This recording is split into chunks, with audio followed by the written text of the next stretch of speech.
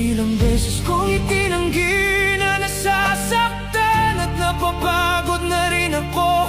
Ilang beses kong pinilit maging matatag kahit na uubos na ako.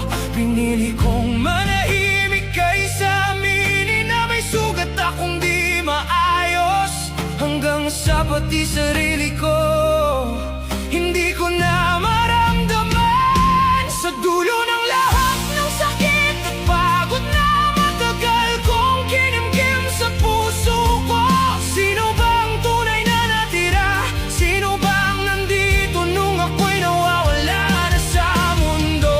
Kung wala nang kumakapit sa'kin, kung wala nang bumabalik para piliin ako, ako na lang ang hahawak, ako na lang ang yayakap sa sarili ko. Hindi ko na hahanapin pa sa ibang pagmamahal na matagal kong inaasam. Kung ako mismo hindi ko maibigay ang halagang dapat ko palang ibinigay noon pa, hindi na ako magmamakaawa para lang maramdaman na ako'y sapat at mahalaga. Dahil ngayon alam ko na may halaga ako kahit wala silang makita.